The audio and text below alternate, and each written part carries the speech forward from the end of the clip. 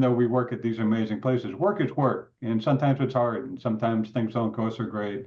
And sometimes you have good days and bad days, like anywhere else. But on a bad day, I get to walk out of my office and walk through the hangar bay and be surrounded by people who are oohing and ahhing at everything that they're seeing and telling you what a great place this is. And you can get uplifted pretty quickly in environments like this, and many of the other environments that in our industry. So to me, that was the thing that I said, that's what I want. I tell people I'm only going to take a job someplace I would have gone when I was in school on a field trip. Welcome to the Attraction Pros podcast, where we discuss the latest trends and challenges facing the attractions industry today.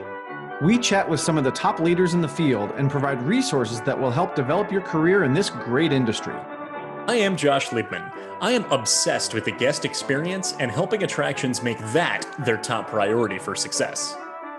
And I'm Matt Heller. I am passionate about organizational effectiveness, leadership development, and employee engagement. Now sit upright, hold on tight, and get ready for the Attraction Pros podcast. Hey, Matt, how's it going? It's going fantastically, Josh. How are you? Doing great. Question for you. Yes, sir.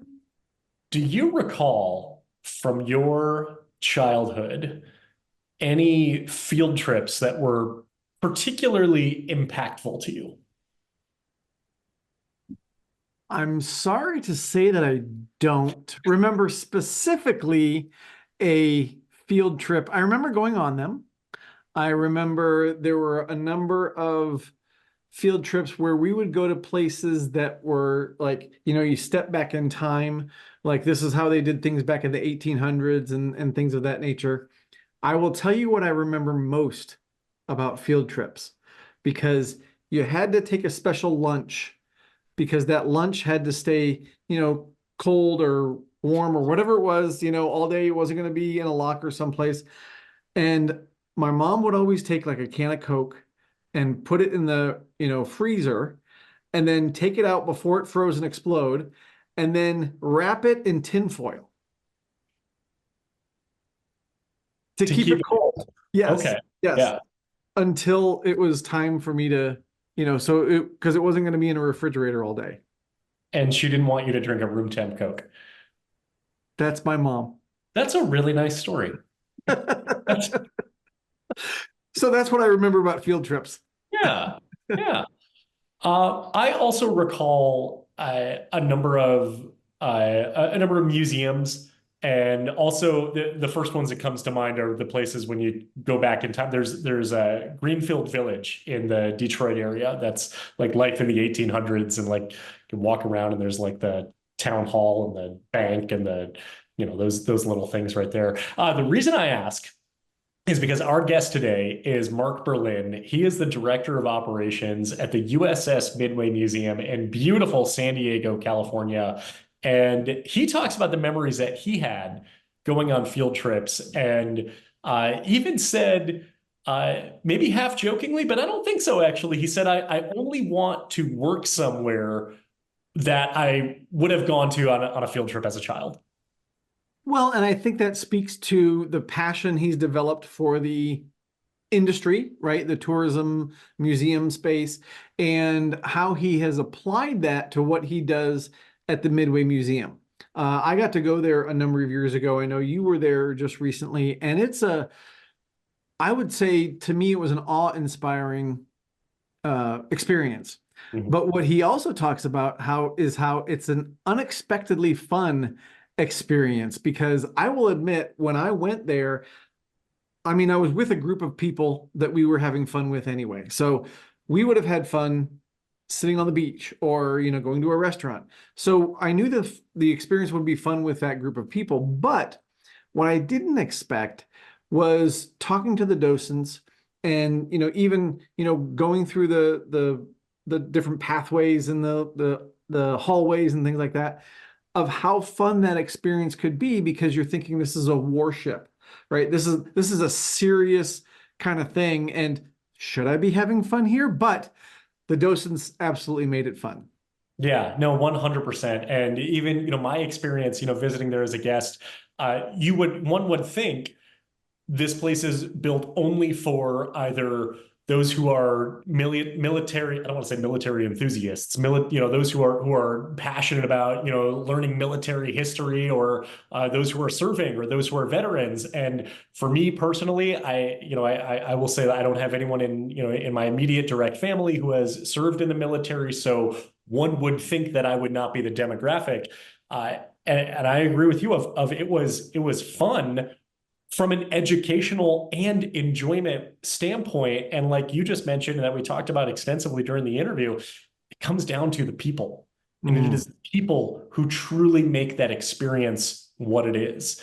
And so many of the docents and volunteers, many of them are retired military, retired Navy. Many of them were stationed on the USS Midway itself. Even their CEO used to fly planes off the Midway, so he's familiar with the venue in its original form, and is able to now bring it to life as a museum. And Mark shares so many amazing stories of, like you said, it's like unexpected fun in many ways.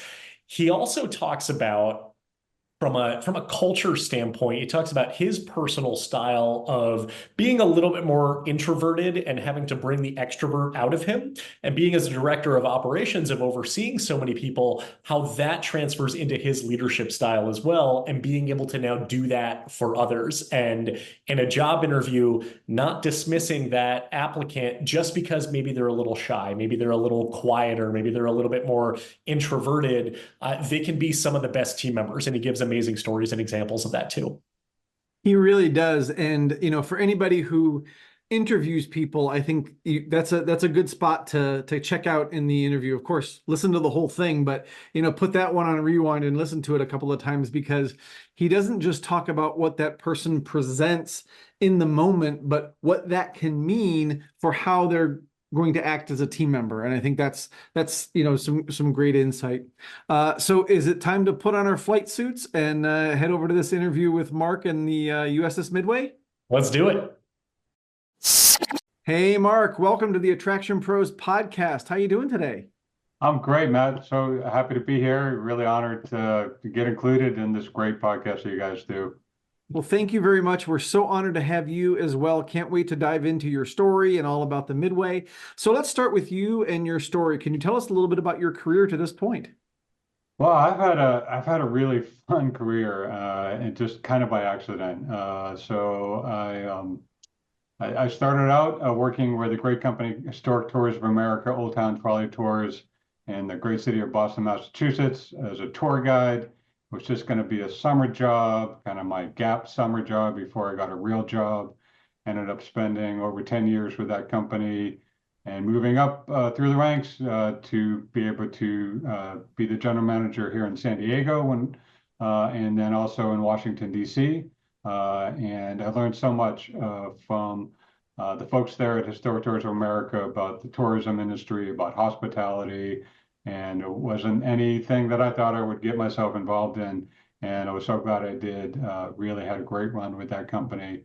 And then after that, while I was in DC, I had an opportunity to kind of shift gears and get into the museum world. I had an opportunity to manage a audio tour operation. They had the Smithsonian account. So every day I got to show up at the Smithsonian's, all the big ones, the natural history, the American history, the air and space, and interact with people from all over the globe. And I was hooked in the museum world.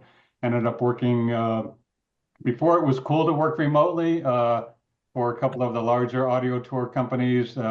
Would travel around the country setting up sites for them, special shows or permanent exhibits, which was awesome. But I missed, at the end of the day, I actually not a great remote worker. I miss having that place to go and that team to be around all the time. So I ended up taking the opportunity to work at the Natural History Museum in Balboa Park here in San Diego as their guest services director. That led to becoming the director of the Balboa Park Visitor Center for a number of years. And to make a long story longer, I wound up here at the Midway way back in 2006 as a guest services director, now the director of operations. Been here 19 years. I would have never predicted that, but this has been a real honor and a joy to work at what's become a real success story for San Diego. So you've been there for almost the entirety of the Almost. museum's existence. You came shortly after opening. For those who've never been to the Midway, can you describe the experience of, well, you know what? Before describing the experience of visiting it, can you actually just give us a synopsis of the USS Midway itself?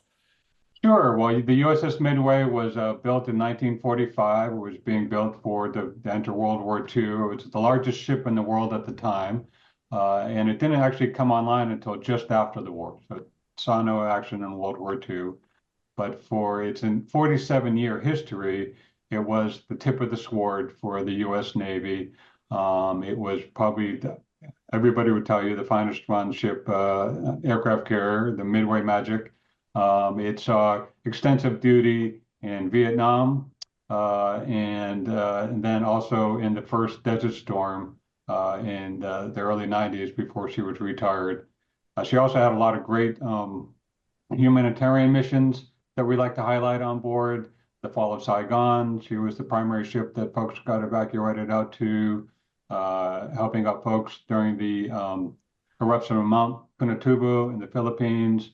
So she was a really well-decorated aircraft carrier that we're proud to have restored and brought to life here on the San Diego waterfront. Awesome. So now can you give us a little bit of the insight into what the guest experience and flow might be? Yeah, so it's immersive, right? I mean, who gets, you don't often get the chance to get on board an aircraft carrier. There are a few of us around the country, but we've tried to keep the spaces restored to make it feel like you just stepped aboard an active aircraft carrier. And most, like I said, most people that visit us have no military background and or affiliation or experience, so it's all new to them. So, one of the challenges is obviously getting them around the ship at all the different spaces that we have restored, both safely and so that they don't get lost and spend the rest of their lives walking around the bottom sections of our ship. I just think people are fascinated, like anywhere you go, that it's different. Harry Potter experience at Universal that puts you in a different place and a different mindset, and that happens here at the Midway as well. I mean, people are just awed at the scope of the ship and all the things that it takes to support 4,500 sailors aboard the city at sea. It's appealing to really everybody of all ages and all walks of life. Can you talk a little more of maybe the challenges of operating a destination attraction, but on a vessel that's very much not built for tourists as well? When I was there recently and was taking the tour, was told that one of the biggest injuries for people on board the Midway when it was in operation was, I think it was lacerations in the back of the head from hitting their heads on low spaces and thinking, well, okay, I'm over 6 feet tall. I should probably be watching out for that as a guest who's casually here. And now I'm thinking of all the other people who are here on vacation, kind of walking around and maybe aren't used to being in that type of space. So I wonder if you can share a little more about that. A daily challenge for us for when tall people like you come on board. The ship was built 1945. The average height was more my height, the perfect height, about 5'9", 5'10". So I don't have a lot of sympathy for the tall people, but it is an issue. So we do a lot of briefing on the way in and just on all of our material to watch your head and watch your step. Because not only do you have to watch bumping into things, we have a lot of what we call knee knockers, which are, as you go through the different compartments of the ship, those are in place for flood control should you have a fire on board, you have to flood a space. And we take them out where we can and where we need to make things as accessible as possible. And accessibility is a really important part of who we are and what we're about. We've added what we call, in a lot of areas, bunny slopes, which are, instead of the traditional very steep Navy ladder, we put in staircases that have a nicer slope to them and wider and with handrails. help get people to different parts of the ship. We have 3 elevators to get you to different levels of the ship. So we do our best, but there are always areas that are low overheads and or that we still have knee knockers in place that people need to be careful about, because falling down on a steel deck that's got non-skid on it is never a good thing, and it does happen. And when that happens, our safety team, which is mostly volunteers, does an amazing job responding to those injuries, helping those guests out, taking care of them, and getting them. You'd be surprised how many people just kind of get up and get bandaged and get right back on their tour, even though we say, you can come back another time, we'll give you your money back. They're here to see the ship. They're not going to let it fall, keep them from exploring around. But yeah, that's a challenge. The challenge also of just the cost of maintaining a vessel like this, a steel ship sitting in salt water on the waterfront. If you've ever owned a boat, that's an expensive proposition anyway, and it's certainly true for the Midway. So, Mark, as we're kind of talking about the guest experience, I'm curious. A lot of attractions you might go to, you might say, well, the experience is supposed to be fun or, engaging in that way. And certainly you use the word immersive, and I've been to the Midway, absolutely would say it's engaging, but is it supposed to be fun? Yes, it is, surprisingly, right? And I would have never thought that as well when I came down there. I wasn't in the military, full disclosure. And so when I came down to start my career here, I was a little afraid, I didn't know how much fun I was going to have. And as it turns out, retired Navy personnel are a lot of fun, and they love sharing that fun with our guests on board. And I think that's really one of the secrets to our success, is that, like most people, you would come on board and think, oh, it'll probably be interesting, it'll probably be immersive, I'll probably learn something and see things I've never seen, but you don't expect the fun aspect of it. It's part of our mission. It's part of something that our volunteers kind of just naturally bring. It's not like we have to drill them into being fun. They're just fun. And it's part of who we are and our core values. And I will say that we were blessed with our original CEO, who just recently retired, Mark McLaughlin, was probably one of the funnest and funniest people I've ever met. And for a retired Navy admiral, he really got what the guest experience is all about. It wasn't about building a clubhouse for retired Navy folks. It was about having people come on board and enjoy themselves and make it focus in on the people. Really, that's the part of the ship that I think people, without the folks that are delivering that every day, it's just a big gray hunk of metal. And some of that's interesting and some of it's not. But it is the fun part of it that I think is the secret to our success. When I was there and when I was walking around, I observed one docent who was retired Navy, and he had a button on it and it said "Fun Meter," and it had like a spinning arrow on it. And he was walking up to kids and telling jokes and smiling, and that's why we felt it was important to really bring that topic in here, because, like you said, that the fun is almost unexpected. This is a military history museum, but it is also a destination attraction. Are there challenges of kind of balancing that line? Is there ever pushback to it? Are there ever alternating opinions to it? You said, retired Navy are some of the most fun people that you can interact with. And from what I saw, I believe that 100%. But I'm curious if that ever presents any challenges. Well, certainly some people are funnier than other people. And that's to be, 100% transparent. Yeah, I mean, I think that our docents, who are really our SHAMU here on board the Midway, they deliver our guest experience every day. They go through a really extensive 6-week training course to learn everything about the aircraft carrier itself, all the technical details of every space. I'm not smart enough to take that course, and it's really daunting. But the last class that they have, they are pretty much told, now you've learned all this information, just forget it. because really not many people care. But somebody will, and you'll be able to answer their questions. But mostly what you want to do is get out there, be friendly, tell stories, interact with our guests. That's the most important thing you're going to do. And that's and that for if people don't like that, then they're going to self-select out of volunteering here, because you can't really not buy into that and enjoy your time here. So it becomes something that kind of perpetuates itself because everybody buys into that idea that we're here to create great memories for our guests.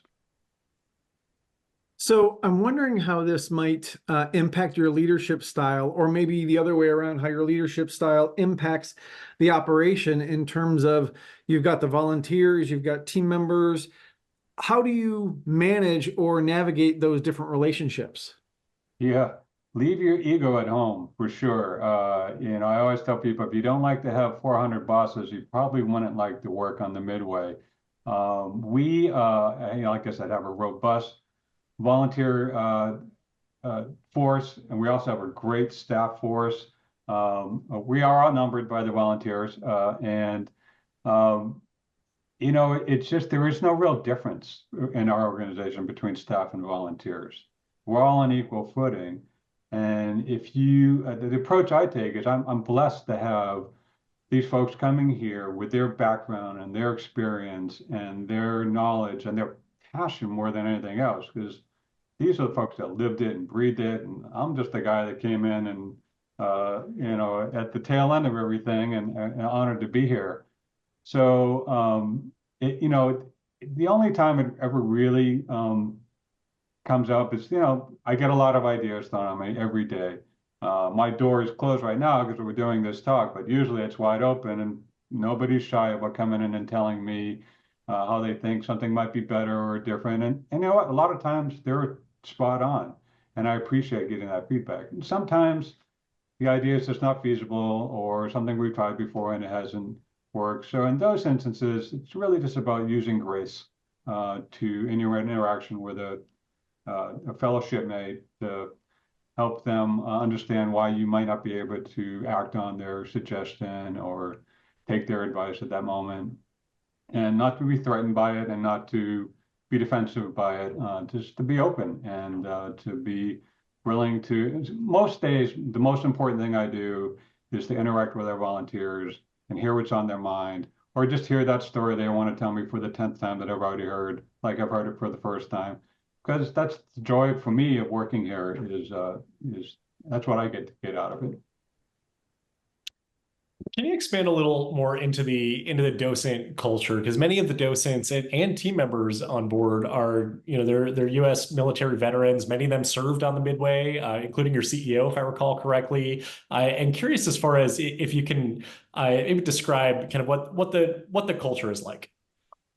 Yeah. So interestingly enough, one of the things that we're finding as we're now in our 20th year is that we're getting more and more volunteers who actually don't have a military background or not specifically to the Midway and across the wheel, that just buy into our culture and what we're doing here.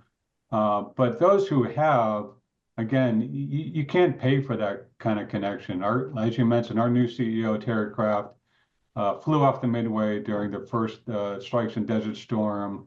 This is a really place that he's passionate about being back to. He just came here about a year and a half ago, and you thought he won the lottery, being able to come back and oversee his ship.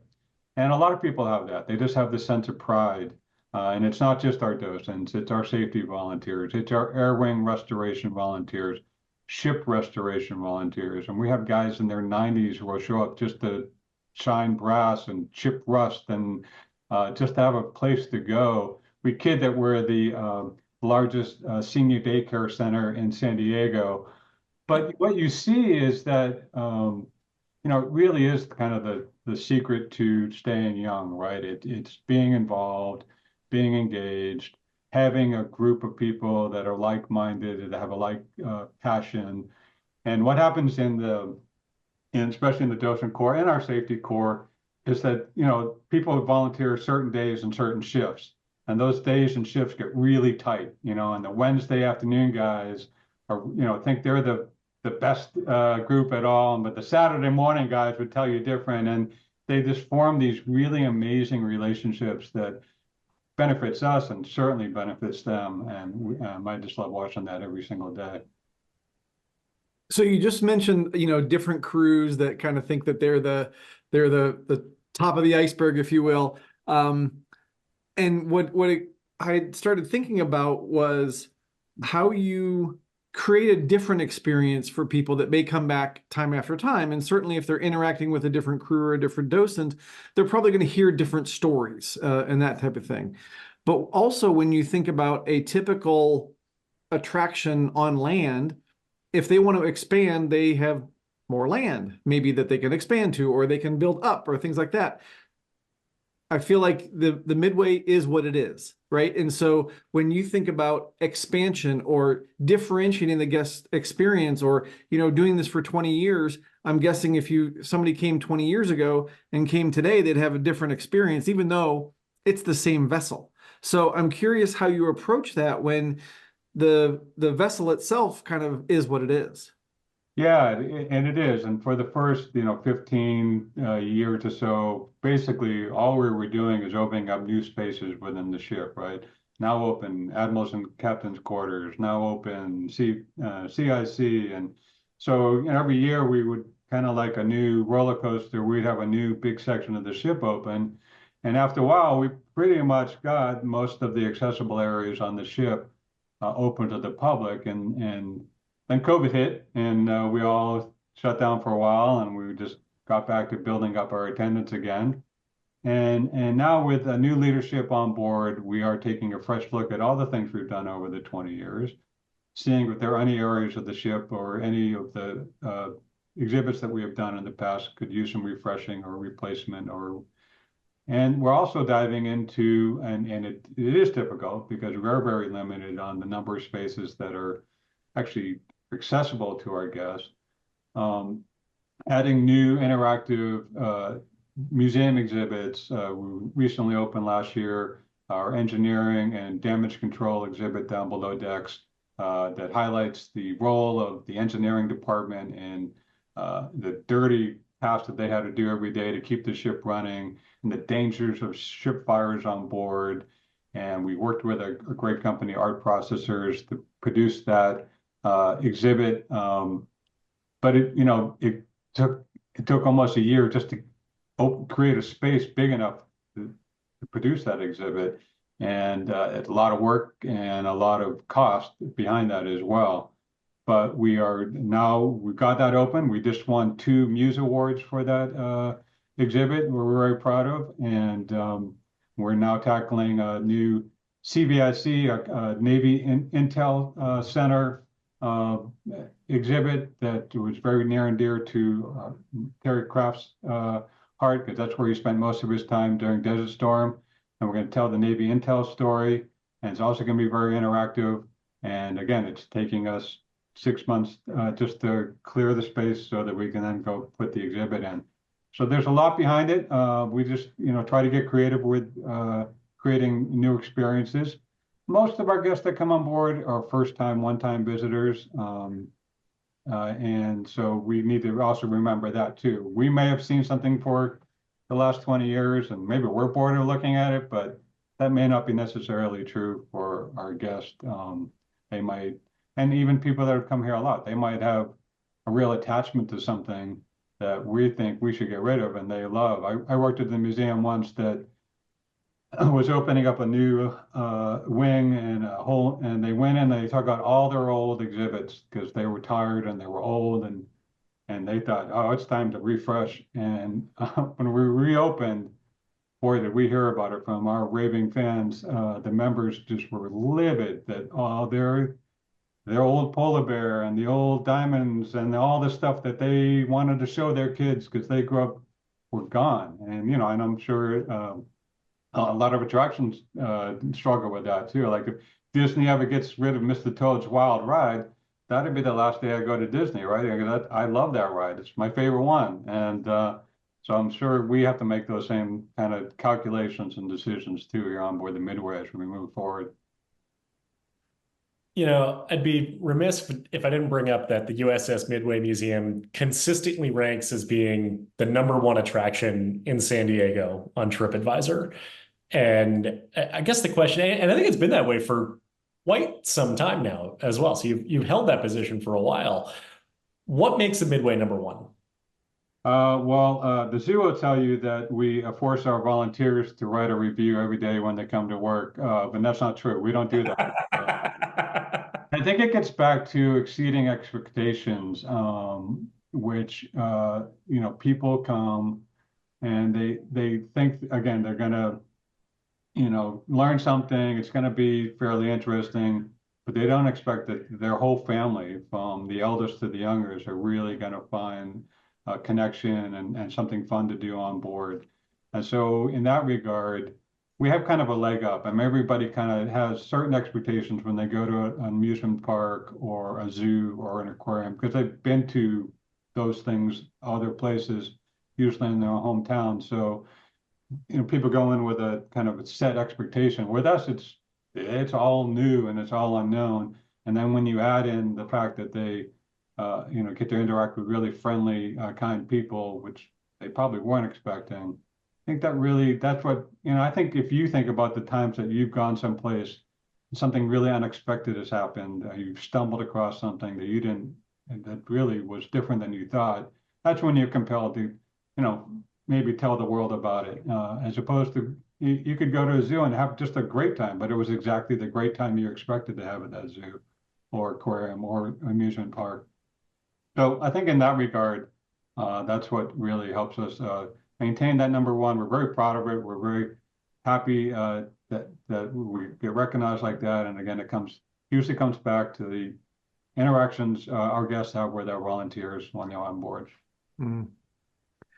Mark, I'm wondering if we can go back a little bit. You mentioned that you started off giving tours in Boston, and that was, a kind of an accidental entry into the hospitality and tourism business. Can you tell us a little bit about what you might still take away from that experience that you're using today? Yeah, so for me, again, I graduated college. I thought I was going to have a career in the human resource personnel world. I'd spent a year working in an office in that regard and realized I did not enjoy that so much. And but there must be something else out there. And like I said, I took the job to be a tour guide in Boston, just kind of on a lark. I was like, well, until I can figure out what I want to be when I grow up, I'm going to go do this. I knew somebody that knew somebody and I got the job. And for me, that was a real challenge because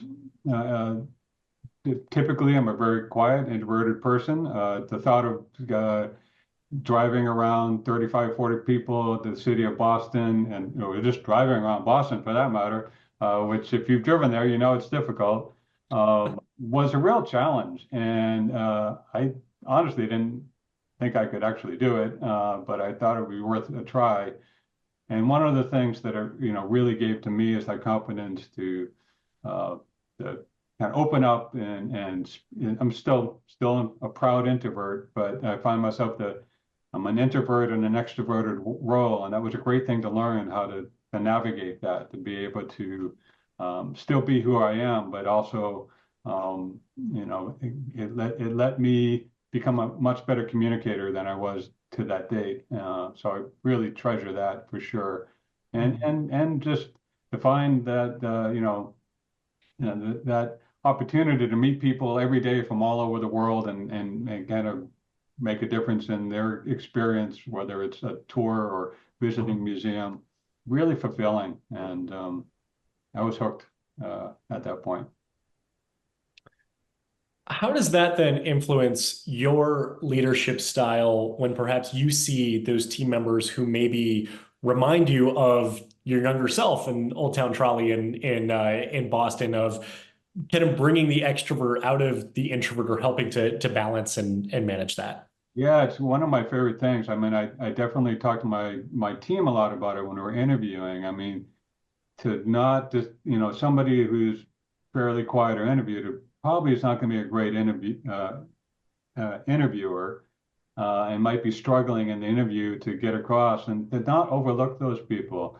One of my most rewarding things is to watch those young folks who we take a chance on, and they come on board, and they start to come out of their shell.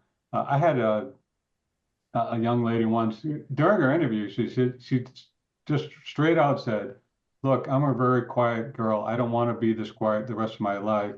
I know I need to work on this. I think this is a great opportunity for me." And I'm like, "Sign her up. She's in." And yeah, that's exactly what happened. She became one of our best employees. She moved up, and then she moved on, which I also love to see, to bigger and better things. So, I think when we're thinking in our mind sometimes of what the ideal uh, hire would be for an industry like ours, we think of those outgoing, really smiley, naturally bubbly folks, and they're great. And I think you need a nice mix in your team of the quieter folks and the folks that are just naturally outgoing. Quieter folks tend to show up to work on a pretty regular basis, and tend to,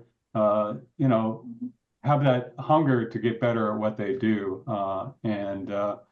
So, yeah, for me, I love watching that happen.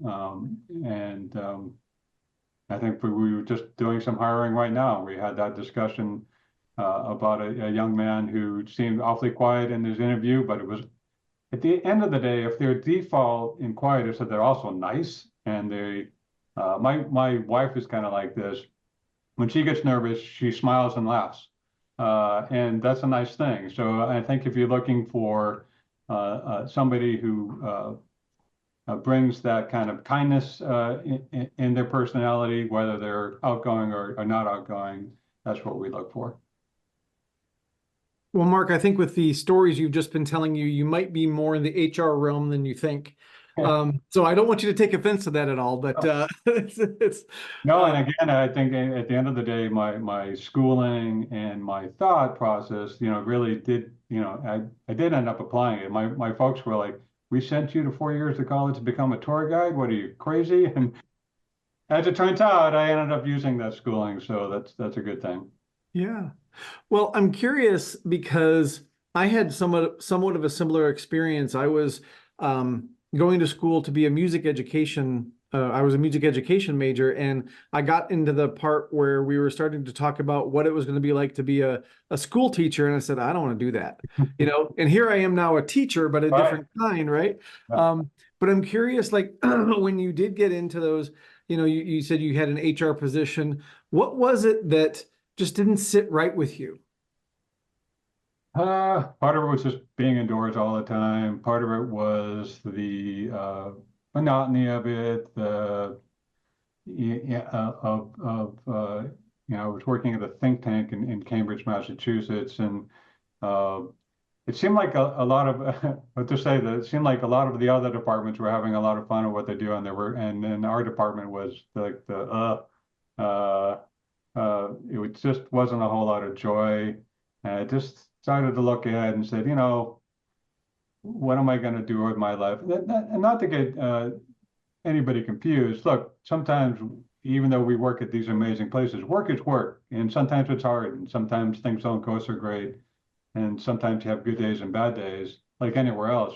But on a bad day, I get to walk out of my office and walk through the hangar bay and be surrounded by people who are oohing and ahhing at everything that they're seeing, and telling you what a great place this is. And you can get uplifted pretty quickly in environments like this, and many of the other environments that in our industry. So to me, that was the thing that I said, that's what I want.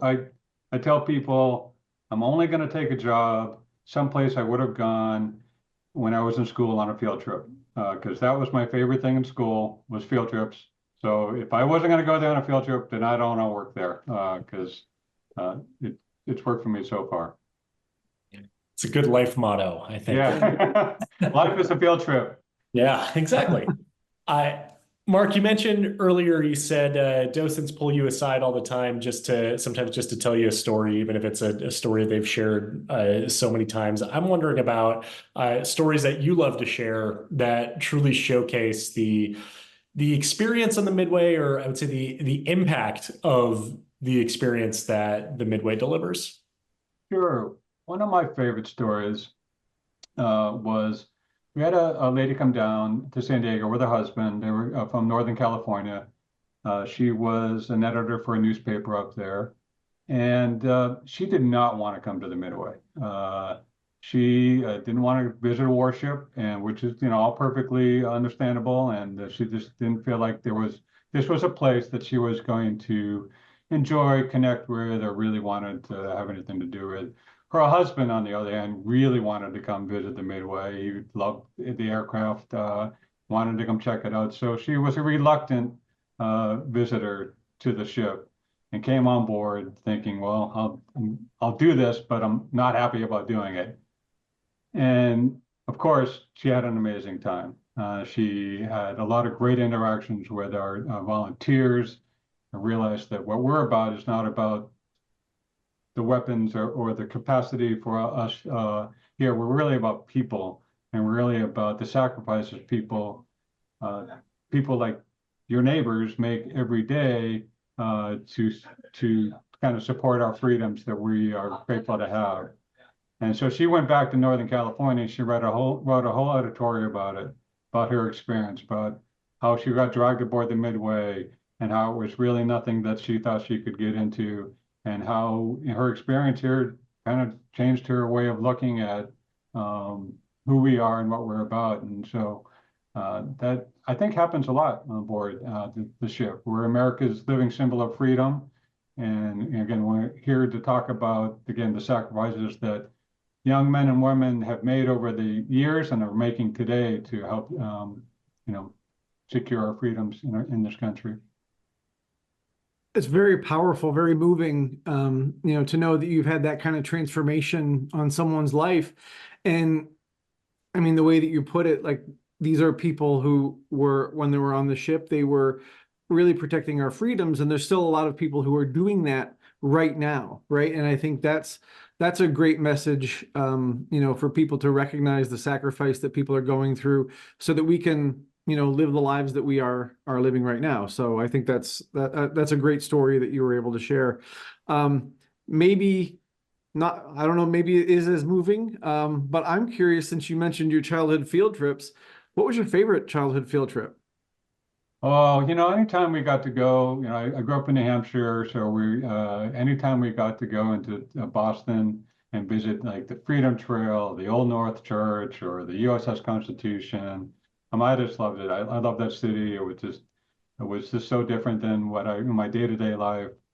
So again, it was immersive, and it was transformative to be able to go and see you read about, and when you're studying history, you read about all these occurrences, Paul Revere's right, and you go and you actually are there.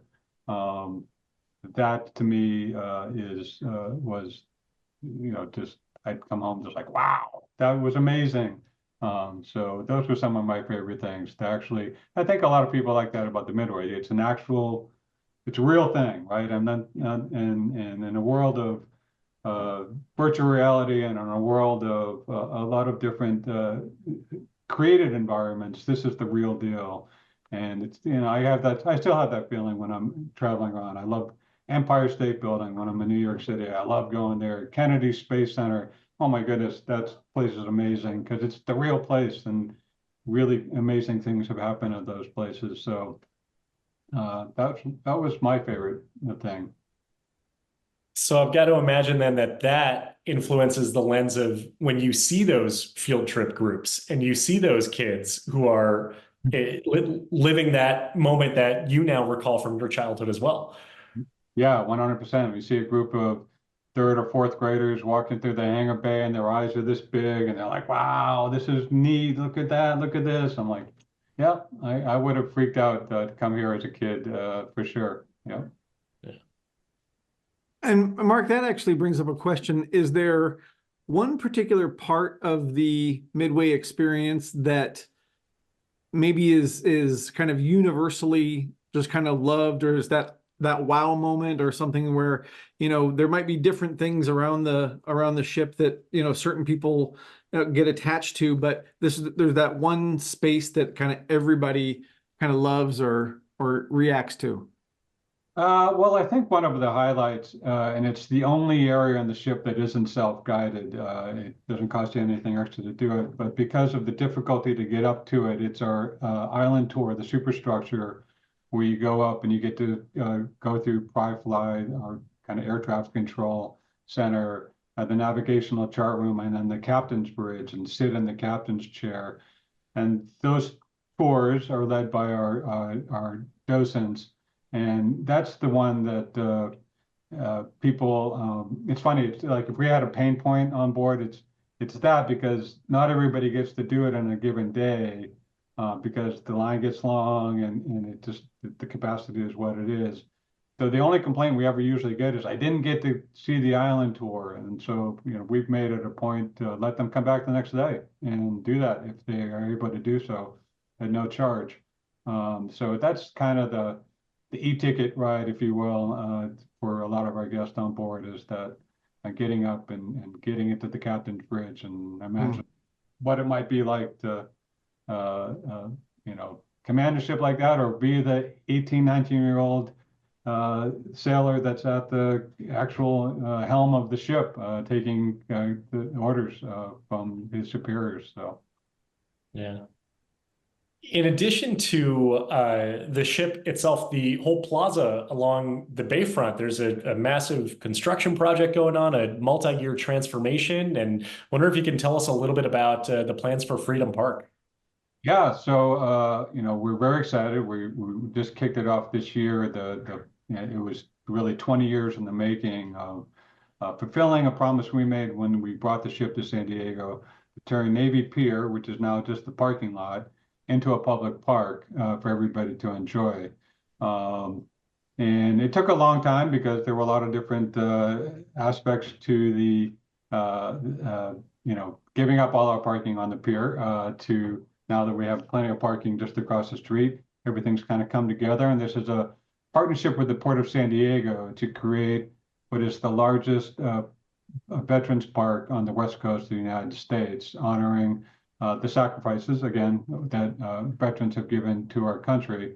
But it's going to be a lot of fun too, like everything we do. It's going to be a great area, a parade grounds area that'll focus in on some of the history of the pier itself. Navy Pier was a pier where the Navy ships would come in and out and get their supplies in San Diego before heading off to sometimes to war. So there were a lot of poignant moments on this pier of families saying goodbye to their loved ones as they went out on deployment, not knowing when they would see them again. A lot of great moments when those ships came back into town and their families were reunited. So we have a whole area that's kind of dedicated to that aspect of what the pier was about. There's a lot of pathways and natural areas where people just can relax on the waterfront and enjoy the beauty all around them. So it's a big undertaking. It'll be done in 2028. We're right now tearing down that was the last remaining building on the pier. That should be done before Christmas, and then we'll get into the construction of the park itself. If you go to our website, you'll see lots more about it. You can have the opportunity to purchase a brick for the memorialize your maybe a loved one in the park, and that's all to be seen on our website. But we're excited about it. It's going to really be a beautiful setting for this amazing ship, and honor the folks that again secure our freedoms every day. Yeah. Well, Mark, as we're starting to kind of wind this conversation down, I'm curious, we've already established that the Midway is #1 on TripAdvisor and has been for some time. But for somebody visiting San Diego, there's lots of other great attractions around. So what are some other kind of can't miss attractions that you would recommend in San Diego? I mean, you can't come to San Diego and not go to the San Diego Zoo.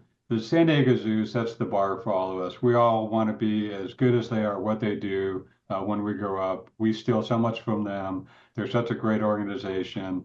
And now they have the pandas back. So you definitely have to go check out the zoo. And while you're there, you're right next door to Balboa Park. And it's an area that, locals know a lot about.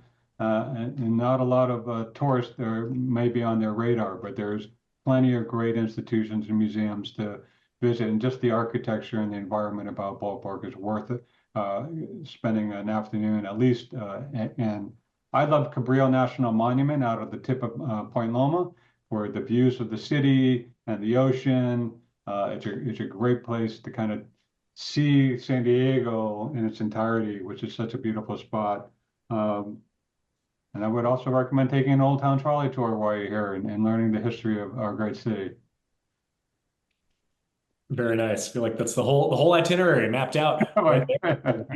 We appreciate that. Mark, it's been just such a fascinating conversation. We really appreciate the chance to be able to talk to you and learn about your career path and your leadership style and everything about the Midway Museum. If people want to learn more about the USS Midway Museum or get a hold of you directly, where would you send them? So go to our website, midway.org, and all our information about who we are and what we're about and things that we have going on, including our Holiday Lights program, Jingle Jets, which will be launching here in a couple of weeks. You'll find out all the information there. I can be reached at mberlin@midway.org, and happy to hear from anybody out there. Yeah. Perfect. Well, we will put all that information in the show notes so everybody can reference that. Mark, thank you so much for your time. This has been a fascinating conversation. And for everybody out there who's watching and listening, just remember, we are all attraction pros.